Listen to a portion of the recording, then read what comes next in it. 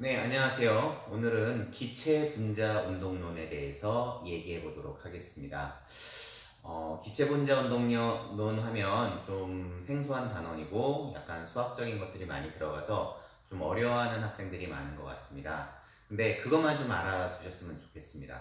일반적으로 우리가 역학이라고 하는 것은 어느 단일 입자에 힘이 가해졌을 때 이 입자의 운동이 어떻게 되는지를 갖다가 알아보는 것이었다면, 열역학이라는 것은 보통 유체를 대상으로 하는데, 유체가 보통 단위가 기체 같은 경우는 몰 단위죠.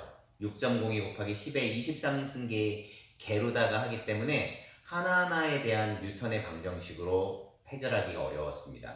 그래서 압력이라든지 부피라든지 온도, 몰수 같은 개념을 써가지고 이해하는 것을 열역학이라고 했습니다. 그럴 때 그런 일반 역학과 열역학, 다시 말하면 일반 역학에서 사용하는 뉴턴의 법칙을 열역학에 사용하는 거시변수, 다시 말하면 압력과 온도와의 상호작용으로 이해하는 과정을 기체 분자 운동론이라고 하겠습니다. 그러니까 하나하나에 대한 입자에 대해서 뉴턴의 방정식을 통해서 온도, 그 다음에 압력, 부피, 이러한 개념들과 어떻게 관계가 되어 있는지를 알아보는 게 기체 분자 운동론입니다. 그래서 물리책에서만 보통 나오는 개념이 되는 것이고요. 그럼 뉴턴의 방정식이 기본적으로 이용되겠습니다. 일단 그럼 이런 기체 분자 운동론의 가장 큰 핵심적인 목표는 무엇이냐? PV는 nRT, 다시 말하면 이상기체 상태 방정식을 이해하는 것을 갖다가 최종 목표로 할 수 있겠습니다. PV는 nRT는 실험식에 의해서 실험에 의해서 나온 공식이라고 생각하면 좋을 것 같습니다. PV는 nRT에는 네 가지 법칙이 숨어져 있습니다. 첫 번째는 보일의 법칙, 두 번째는 샤를의 법칙, 세 번째는 아보가드로의 법칙, 마지막 네 번째는 게이-루삭의 법칙이라고 하겠습니다. 자, 여기서 이제 일단 가장 중요한 거, 기체 분자 운동론에서 다루고 있는 가스가 이상기체를 갖다가 대상으로 하고 있습니다. 아이디얼 가스, 다시 말하면 이상기체는 뭐냐면 입자 사이에 인터랙션이 없다는 겁니다. 보통 질량을 갖고 있는 두 물체 사이에는 어떤 힘이 작용하냐면 포텐셜 에너지가 작용하게 되겠죠. 잡아당기는 힘에 의해서 생기는 위치 에너지가 존재하게 되는데, 입자 사이에 인터랙션이 없기 때문에 포텐셜 에너지로 표시되는, 다시 말하면 위치 에너지로 표시되는 에너지가 존재하지 않습니다. 두 번째는 입자 자체의 부피가 존재하지 않습니다. 부피가 존재하지 않고요. 세 번째는 이상기체 상태 방정식에서 나오는 충돌은 모두 다 완전 탄성 충돌입니다. 반발계수가 1인, 다시 말하면 반발계수가 1이면 에너지까지 보존되는 완전 탄성 충돌이고요. 마지막으로는 입자들이 무질서한 운동을 하고 그럼으로 인해서 압력이 고르게 분포한다. 요 네 가지가 우리가 다루고 있는 이상기체의 조건이라고 볼 수 있겠습니다. 그럼 본론으로 돌아와서 PV는 nRT에 들어있는 네 가지 법칙에 대해서 알아보도록 하겠습니다. 첫 번째, 보일의 법칙이에요. 보일의 법칙은 뭐냐면 온도가 일정할 때 압력과 부피의 곱은 일정하다는 겁니다. 그러면 압력이 커지면 부피는 당연히 작아지겠고요. 압력이 작아지면 부피는 커지겠죠. 그래서 보통 그래프로다가 나타내 줄 수 있는데, X축이 압력이고 Y축이 부피라고 하면 반대가 돼도 됩니다. 자, 어떤 관계가 있다? 이러한 반비례 관계가 있다. 압력이 커지면 부피는 작아지고, 압력이 작아지면 부피는 커지는 반비례 관계가 있습니다. 두 번째는 샤를의 법칙입니다. 샤를의 법칙은 압력이 일정할 때의 부피와 온도 사이의 관계입니다. 온도라는 것은 그 안에서 입자들이 막 움직임이 되겠죠. 그 온도가 크다는 얘기는 입자들의 움직임이 커진다는 얘기예요. 입자들의 운동이 커지면 어떻게 되느냐? 부피가 커지게 되겠죠. 그래서 온도와 부피는 일정하다는 게 샤를의 법칙입니다. 세 번째는 아보가드로의 법칙이에요. 아보가드로 법칙은 이 넷 중에서 가장 신기한 것 중에 하나인데, 압력과 온도가 일정할 때 부피당 들어있는 몰수가 일정하다는 겁니다. 기체의 종류에 상관없이요, 같은 부피 안에는 같은 몰수가 들어있다라고 보시는 게 이해하시기 쉬울 것 같습니다. 좀 이상하죠? 우리가 보통 무겁다는 얘기는 좀 우리는 커다랗다라고 생각하기가 쉬워요. 그러니까 커다라지면 들어갈 수 있는 그 개수가 달라지고 적어질 거라고 생각이 되는데, 모든 기체에서는 같은 부피 안에서는 들어가는 개수가 일정하다는 겁니다. 기체의 종류에 상관없이. 마지막 세 번째는 괴일이사계 법칙입니다. 괴일이사계 법칙은 뭐냐? 부피가 일정할 때인데요. 부피가 일정할 때 그 P분의 T, T분의 P가 일정하다라는 하는 게 괴일이사계 법칙입니다. 요 네 가지를 합쳐서 PV는 nRT라는 이상 기체 상태 방정식을 할 수 있어요. 근데 보통 우리가 PV는 nRT는 화학에서 많이 쓰는데, 우리 좀 몰수보다는 개수에 좀 많이 이제 그 물리에서 사용하니까, 여기 나와 있는 몰수는 뭐냐면 NA분의 N입니다. N이라는 건 개수가 되고요. NA는 아보가드로 넘버가 되겠죠. 그러면 여기서 NA분의 R, 요거를 다른 상수 KB, 볼츠만 상수로 바꿔서 PV는 NKT 하는 것도 역시 이상기체 상태 방정식의 다른 표현이라고 할 수 있겠습니다. 이번에는 이제 입자가 벽에 미치는 압력을 갖다가 실질적으로 한번 구해보도록 하겠습니다. 지금은 이제 정육면체에 이런 그 박스 안에 지금 하나의 단일 입자, 하나의 기체가 들어있다라고 보시면 되겠습니다. LX, LY, LZ의 한 부피 안에 입자 하나가 들어있다라고 보시면 되겠습니다. 뉴턴의 이 법칙에 의해서 F는 델타 T분의 델타 P, 힘이라는 것은 시간분의 운동량의 변화량이라고 쓸 수 있겠죠. 그럼 이거는 뭐냐면 파티클 하나에 대한 단계식이라고 볼 수 있을 거예요.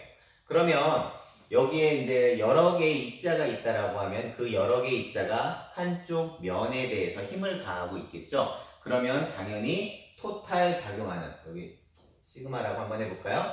Fx, 다시 말해 한쪽 벽에 작용하는 그 모든 힘을 갖다 생각해주면 개수가 1부터 n까지가 되는 거에 시간에 따른 운동량의 변화량으로다가 X축의 총 힘의 크기를 구할 수가 있을 겁니다.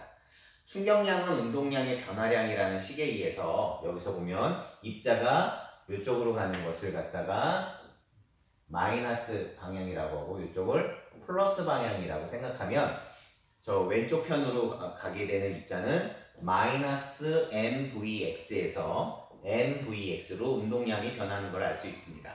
따라서 운동량의 변화량은 emvx가 되겠죠. emvx. 자, 두 번째, 얼마나 자주 충돌이 일어날까에 대해서 그 델타 t가 되는데, 입자가 그 lx라는 그 길이에서 왔다 갔다 한다라고 하면 충돌하는 시간은 vx분의 2l로 나타낼 수가 있어요. 학생들이 이제 어려워하는 것 중에 하나가 아까 여기서 델타 t분의 델타 px, 다시 말하면 시간에 따른 운동량의 변화량에서 델타 t는 요 벽에 가해지는 힘이라고 생각하기 쉬운데, 지금 여기서는 어떻게 시간을 잡았냐면 갔다 오는데 걸리는 시간으로 잡았어요.